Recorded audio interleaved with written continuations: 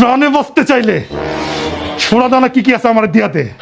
আমার তো প্রাণের মায়া নাই, কারণ আমি বিবাহিত। কি কইলি? এই বাড়িতে একটা কথাও বলতে পারি না, কিছু বলতে গেলে বলে চুপ থাকো। তুই এগুলো কি কইতেছিস ভাই? চুপ থাকতে থাকতে আমার দম বন্ধ হয়ে যায়। আরে ভাই, আপনার যা খুশি করার ইচ্ছে করেন, আমি কিছুই বলবো না, কারণ আমি বিবাহিত। আরে ভাই থাম, আর কইস না। এই বাড়িতে শব্দ করে একটা চাও খাইতে পারি না।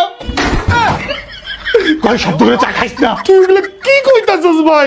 আমি বিবাহিত ভাই, আমার কোনো মায়া নাই প্রাণের। আপনার যা খুশি আপনি করেন, আমি কিচ্ছু করবো না। আমার তো মাথা খারাপ হয়ে যেতেছে ভাই।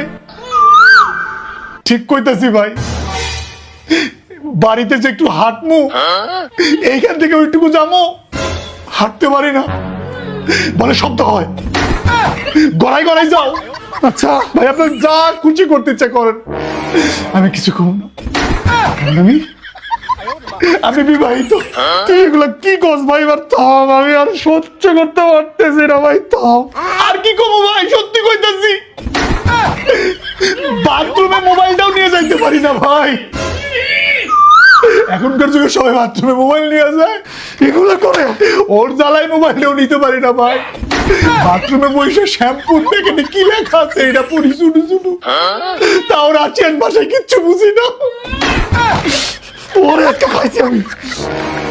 ভাই, আপনার কি করতে ইচ্ছা করে করেন তো ভাই, আমি আর লকার খুলবো না। আপনি যা খুশি করেন, আমার প্রাণের মায়া নাই ভাই, আমি বিবাহিত। ভাই রে আমার থাম। মনের কষ্ট হালকা করার জন্য যে একটু বাইরে যাব, ও যাইতে দেয় না ভাই। বাজার করতে যখন পাঠায়, তখন রাস্তার গাছের নিচে বসে কান্দি। আর এরকম কইস না। কি কারণে যে বিয়ে করছিলাম ভাই, আগে যদি জানতাম জীবনে বিয়ে করতাম না, সিঙ্গেল থাকতাম ভাই। আমার প্রাণের মায়া নেই ভাই, আমার শেষ করে দেন ভাই। এই জেলখানা থেকে আমার বাসাটা আমার মুক্তি দেন ভাই। আপনি কি করবেন করেন তো ভাই।